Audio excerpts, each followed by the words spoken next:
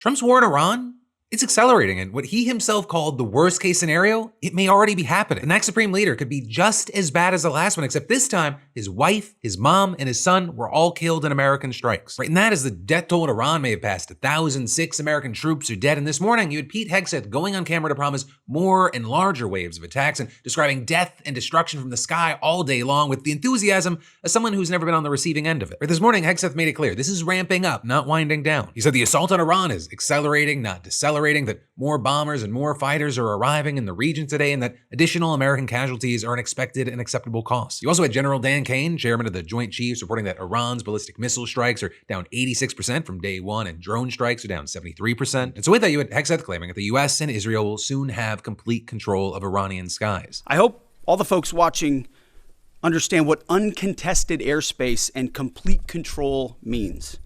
It means we will fly all day, all night, day and night, finding, fixing, and finishing the missiles and defense industrial base of the Iranian military. And Iran will be able to do nothing about it. B-2s, B-52s, B-1s, Predator drones, fighters, controlling the skies, picking targets. Death and destruction from the sky, all day long. He then highlighted specific operations, revealing that the U.S. sank an Iranian naval ship with a crew of 180 off the coast of Sri Lanka using a submarine-launched torpedo, which is the first time an American submarine's actually been used to fire a torpedo against an enemy ship in combat since World War II. And you had Sri Lankan officials initially reporting the incident without a known cause, saying that 30 people were rescued with a search underway for survivors. He also said that the leader of the Iranian covert unit that planned to assassinate Trump back in 2024 was killed in the strikes, and he praised yesterday's hit on a building associated with the Assembly of Experts. Iran's senior leaders are dead.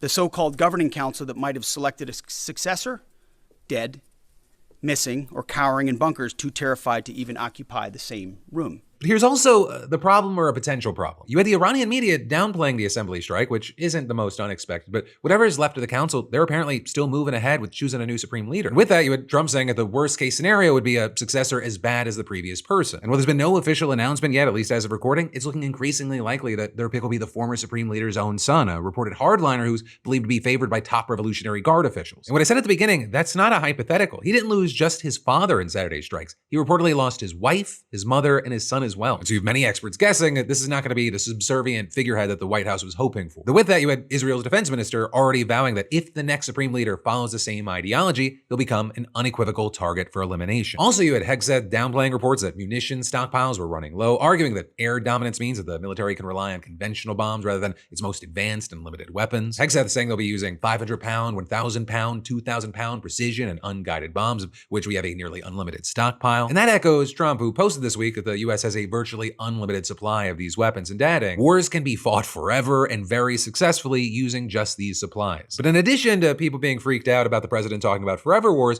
there are also real concerns about the pace that the United States is burning through its stockpile. And with that, you've got the Trump administration meeting with defense contractors at the White House on Friday to discuss ramping up production. And there's reportedly talk of invoking the Defense Production Act to force companies to prioritize manufacturing the munitions that the military needs most. Also, regarding a connected situation on the girls' school strike that killed at least 175 people on Saturday, you had Hegseth continuing to deny responsibility. All I can say is that we're investigating that.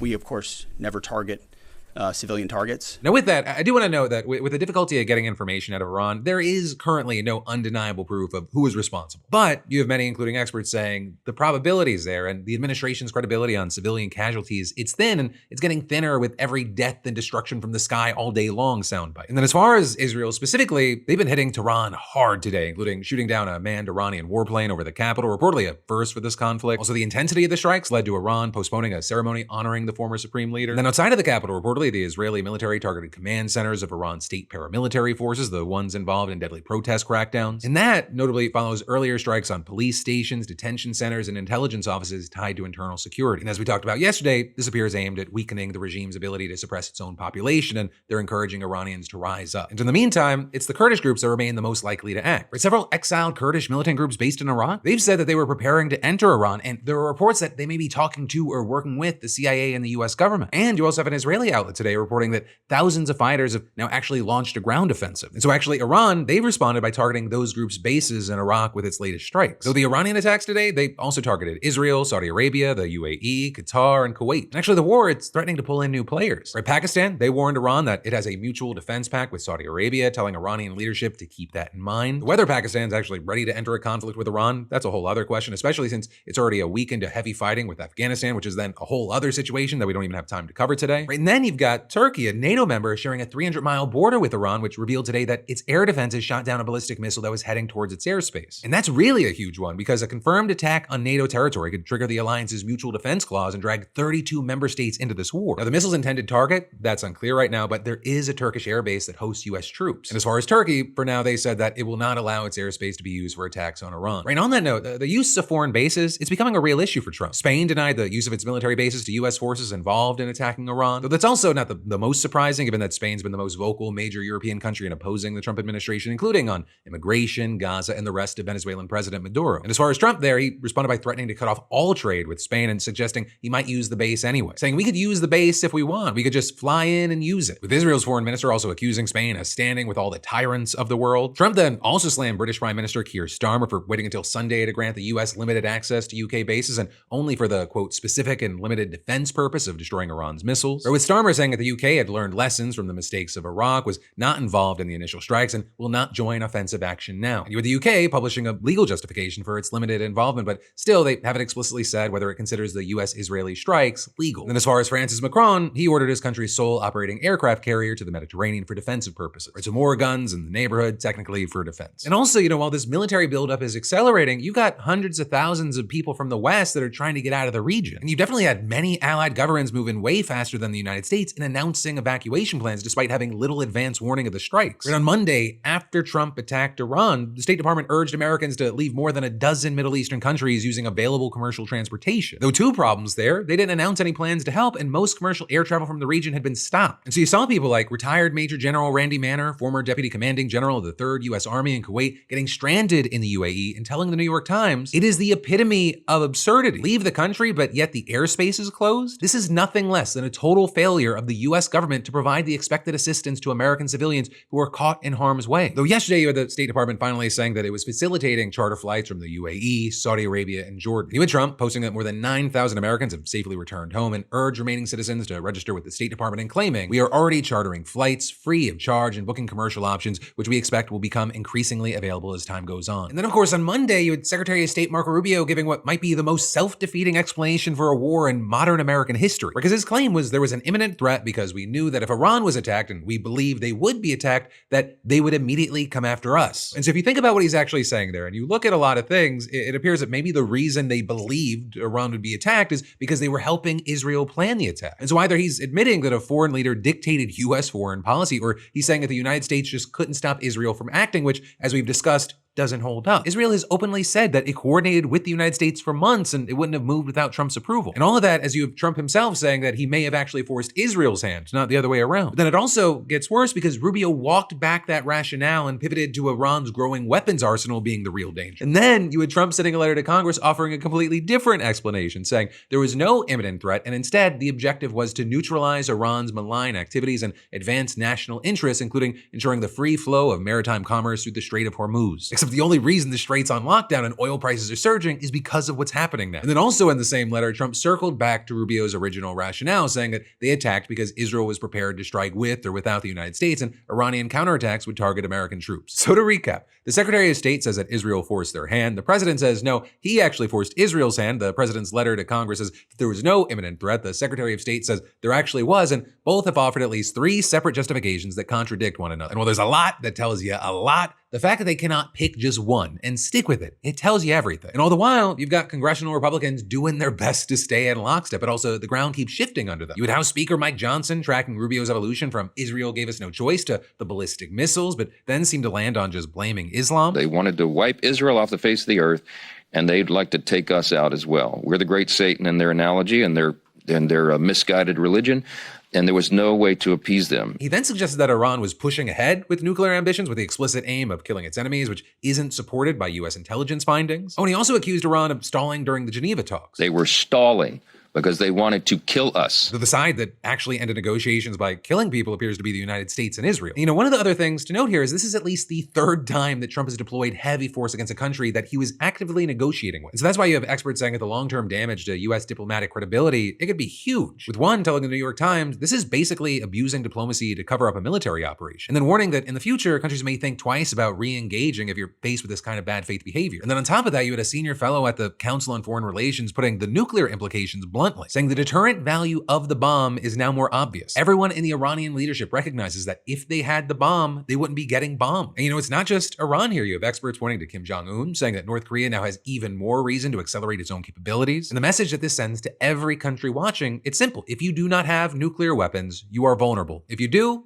you're untouchable. But if Kim Jong-un didn't have his nuclear deterrent, I don't know if he and Trump would be sharing love letters to one another. You know, it changes the relationship. But also, you know, despite the contradictions, the death toll, the economic fallout, the diplomatic damage, and despite most Americans disapproving of this war, there's seemingly nothing that's going to stop it, at least yet. Because today you have the Senate expected to vote down a war powers resolution that's aimed at ending the conflict, with most Republicans, along with Senator John Fetterman, expected to vote against it. And so for now, the bombs keep falling, the justifications keep changing, and nobody in a position to stop this seems willing to do it. And well, of course, I want to know your thoughts and reactions to everything that we're talking about here. In addition to that, I'd also love to know your predictions here. In 1, 3, 12 months from now, do you think Iran's doing better, worse, the same? Right? Or maybe more generally, how do you think this plays out, at least in part? And then there's more we're going to dive into in just a minute, but first let me thank a sponsor and say, you know, spring's around the corner and the events are ramping up. We've got basketball tours for Bruno Mars, Lady Gaga, BTS, Zach Bryan, Cardi B, Chris Stapleton, and more. And we've been giving out $500 every week for over a year thanks to our sponsor over at SeatGeek. And somehow, some of y'all still haven't entered for free. Right? And it's been awesome seeing so many of you beautiful bastards win the $500 SeatGeek weekly giveaway and use it to hit up concerts, games, Broadway shows, just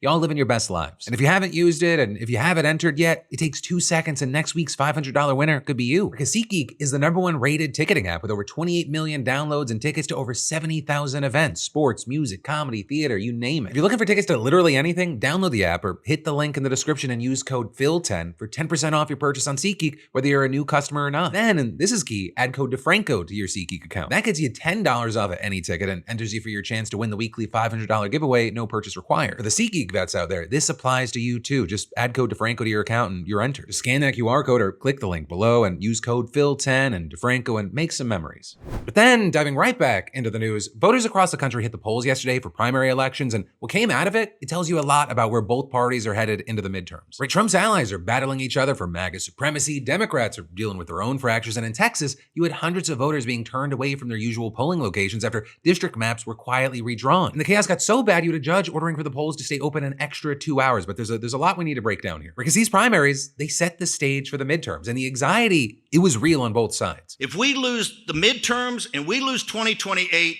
some in this room are going to prison, myself included. Republican voter morale's dipped as the president has led the country into war while also trying to distance himself from the Epstein files. But also, voters aren't completely sure the Democrats have the strength to capitalize either, with growing internal divisions over multiple issues. And one of the biggest questions heading into primary season has been whether aging incumbents can hold their ground against a younger generation of challengers. And so starting with the Senate races, and specifically the straightforward ones, in Arkansas, Republican Senator Tom Cotton will face Democratic challenger Hallie Schaffner. In North Carolina, former Governor Roy Cooper, a popular moderate who pulled 92% of the primary vote, will be opposed by Michael Whatley, who's already been endorsed by Trump. And I want to thank President Donald J. Trump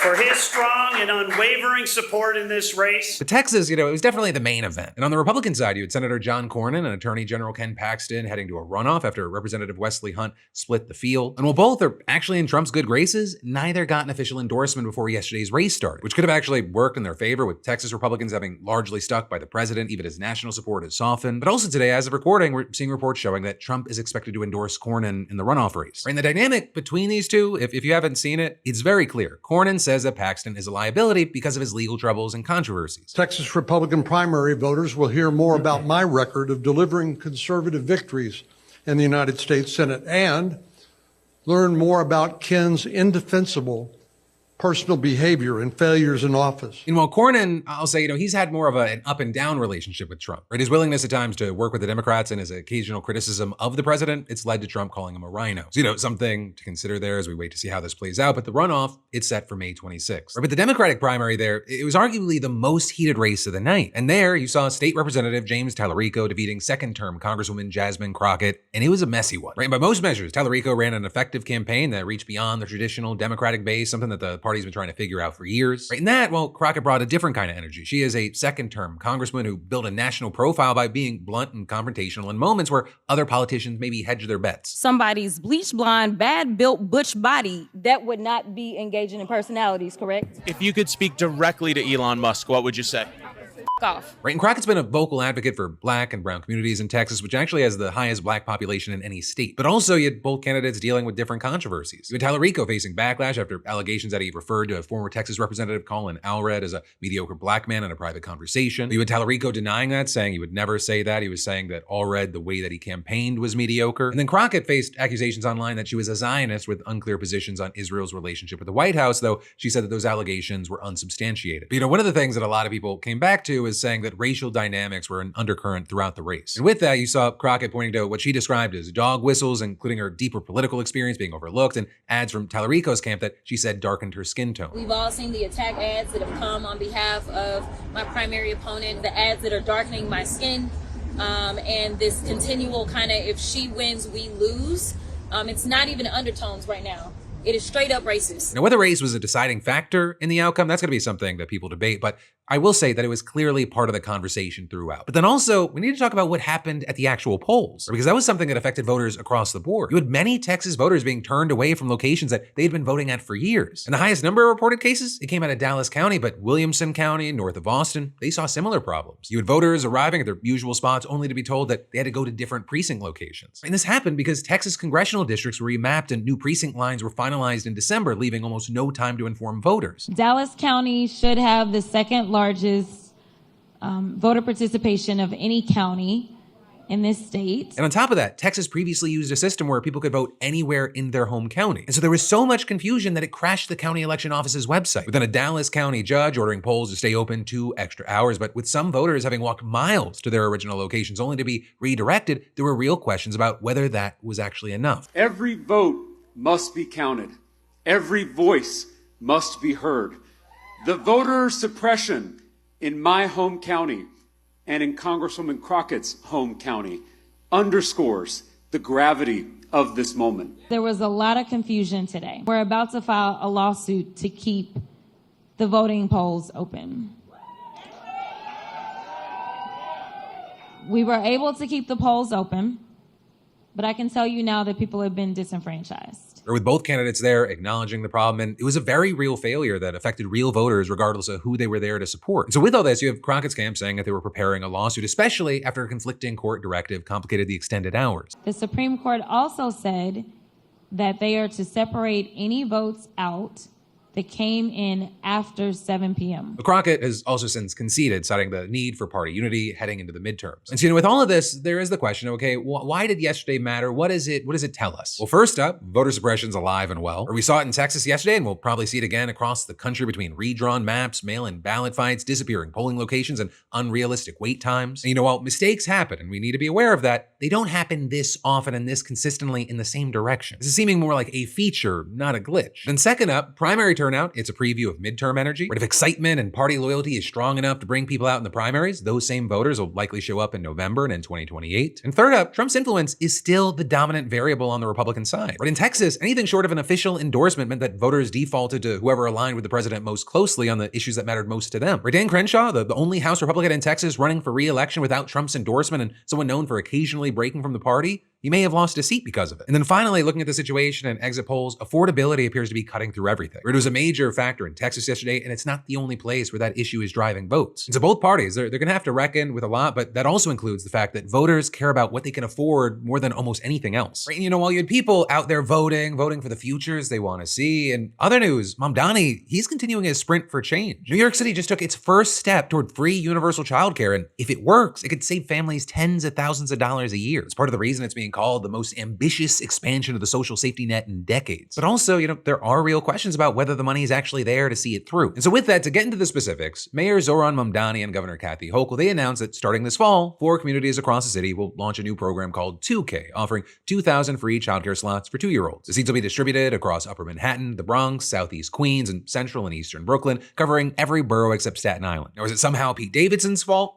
We'll get there, because this is the first phase of Mamdani's broader plan to extend the city's existing 3K and pre-K programs to reach younger kids. You also have Hochul's office saying that around 12,000 seats will be available across all 5 boroughs by fall of 2027, with the goal of eventually reaching every 2-year-old in the city. Advocates predict about 55,000 kids will use the program once it's fully established, and once fully implemented, the program will provide free childcare to any family who needs it, regardless of zip code, income, or immigration status. Now, as far as why these specific neighborhoods, you had officials saying that the initial communities were chosen based on economic need, demand for childcare, and existing access gaps. But also, a major factor was whether local providers had the capacity and infrastructure to actually launch the program sustainably. These selected areas, they're mostly low income, but they include pockets of gentrification, and that's intentional. And officials explained 2 reasons. First, some of the highest need neighborhoods didn't have enough existing childcare infrastructure to support an early rollout. And second, they want to make clear from the start that this is universal childcare for all families, not just a poverty program. But with all this, you had Staten Island leaders slamming their exclusion, or with one city council member arguing that universal childcare must mean universal, though you had city officials pushing back, saying that Staten Island will be included next year and the state had to be selective in the early stages. But then here is where it really gets complicated.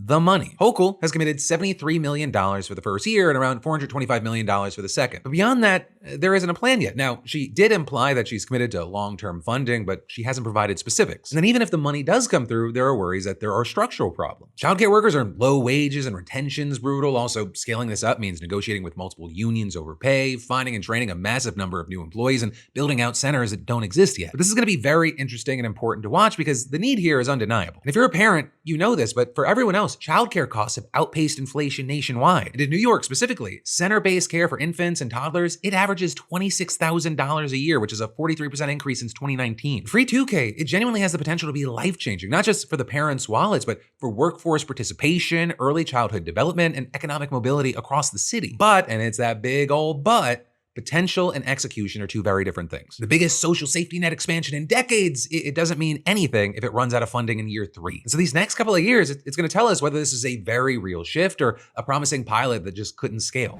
And then there's even more we've got to dive into in just a minute. But first, let me thank a sponsor and say, remember when online scams could mostly be avoided by just not clicking on shady links or opening the wrong email? Because, well, yay, it's 2026 and you have criminals now using AI to clone people's voices from snippets of audio to trick banks and financial institutions into authorizing unauthorized payments and direct debits. This is the type of scam that, turns something as personal as your voice into a tool for fraud, making it harder for consumers to spot deception and potentially leading to financial loss, even when you think you're talking to a trusted contact. In a world where scammers can mimic your voice and bypass traditional trust cues, it makes me thankful that NordVPN's encrypted connections and threat blocking tools, it helps keep your sensitive communications and data safe from interception and manipulation. All your internet traffic, it stays encrypted, meaning that your data is yours, even if the website that you're using is held together with duct tape and hope. Plus, NordVPN has a strict no logs policy. They're not tracking you, storing you, or selling you. They protect you, period. I'm personally protected and you should be too. Right now, you can get an exclusive discount on a 2-year plan plus 4 extra months free when you use my link. And it's all risk-free with Nord's 30-day money-back guarantee. Just scan the code or go to nordvpn.com/Phil. That's nordvpn.com/Phil. But then diving right back into the news, so much to talk about here. Howard Lutnick just volunteered to testify about Jeffrey Epstein before anyone could subpoena him. There's now a push to subpoena Trump's own Attorney General, Pam Bondi, over the DOJ's handling of the files. And Bill Gates, Leon Black, and Goldman Sachs' general counsel, they've all been called. But starting with Commerce Secretary Howard Lutnick, he's been under enormous pressure to face the House Oversight Committee over his ties to Epstein. And it eventually got to the point yesterday where he volunteered, telling Axios, "I look forward to appearing before the committee. I have done nothing wrong, and I want to set the record straight." And the interview is going to be held behind closed doors with a transcript to follow. And with this, you had Committee Chairman James Comer commending Lutnick for what he called his demonstrated commitment to transparency and his willingness to engage with the committee. Though regarding that, and also why this testimony matters, is last year you had Lutnick claiming that he only visited Epstein at his New York home once and had no real relationship with him. I was never in the room with him socially, for business, or for even philanthropy. If that guy was there, I wasn't going because he's gross. But the Epstein files show a very different story. They show the two communicated over the span of a decade, including after Epstein was convicted of sex crimes. And in fact, he visited Epstein's island in 2012 and is photographed with him there. So the committee, or at least some of the people on that committee, they're almost certainly going to be pressing him on why his public statements don't match the record. But Lutnick, he's not the only target. During a hearing this morning, you had Representative Nancy Mace making a motion to subpoena Trump's own Attorney General Pam Bondi. Chairman, I move that the committee issue a subpoena to the Honorable Pamela Jo Bondi to appear before the committee for a deposition regarding the department's handling of the investigation into Jeffrey Epstein and his associates. And this is coming as you have reports repeatedly alleging that the DOJ has been removing Epstein files with tens of thousands taken down for review, including files containing allegations against Trump. You had Representative O'Connor backing the motion, posting that the afternoon vote would determine whether to stand with survivors or the Epstein class. And then actually, just as I was wrapping up today's show, Khanna announced that the motion to subpoena Bondi actually passed by a vote of 24-19, with 5 Republicans joining Democrats here. And so you have outlets like the New York Times emphasizing that this is really a striking rebuke to see Republicans compel a member of the Trump administration to testify. But then it also doesn't stop with just Lutnick and Bondi, because Comer's now announced that he has asked a long list of other major names to testify, including Microsoft founder Bill Gates, Goldman Sachs' general counsel Catherine Rumler, billionaire Leon Black, and 4 others, with each receiving a letter stating the committee believes you have information that will assist in its investigation. Now Gates, he's denied wrongdoing, but he recently apologized to staff at his foundation for ever associating with Epstein. And there you had a spokesperson saying that he welcomes the opportunity to answer questions. And then with Rumler, who's resigning from Goldman Sachs over her Epstein ties, she said that she knew of no crimes but is happy to cooperate. And Leon Black, who is one of Epstein's biggest financial clients and a major source of income for him, issued a similar statement. And again, all of these interviews are going to be held behind closed doors and transcribed. But also, you have lawmakers like Mace arguing that the list needs to be much, much longer, pushing for people including Woody Allen, Peter Attia, Steve Bannon, and Harvey Weinstein. But with all that, if you're like, why does it sound like a name is missing? Yeah, Donald Trump isn't being named here. He is the one person that Democrats are most focused on getting in that chair. And so far, the one person that Republicans have shown zero interest in calling. And so, it's worth noting that the Epstein investigation is widening faster than really at any point since the files were released. Lutnick is testifying, Bondi just got subpoenaed, Gates, Black, and Rumler, they've all been called, and the DOJ is facing serious questions about whether it's been selectively removing files. So, widening and leading to accountability are two very different things. And you have behind closed doors depositions with transcripts released later, still leaving room for spin. The biggest name in the files still hasn't been called. And as every day drags on without a public, under oath accounting from the people who appear most frequently in the records, survivors are left waiting for a justice system that keeps promising transparency while delivering it in carefully controlled doses. And so in the meantime, we try to remain hopeful, but also, we'll see where all of this goes and whether any of it actually moves the needle. Will it get to a point where we actually do get accountability? But then from that, and actually the final thing that we need to talk about today is that half of Americans now want to abolish ICE. And that's not a progressive talking point. That's the polling. And today you had DHS Secretary Kristi Noem sitting in front of the House to answer for the agency's conduct, the killings of Renee Good and Alex Preddy, and the detention of American citizens who were never even charged with a crime. And also, if you're confused, you're like, wait, I'm getting the craziest sense of deja vu.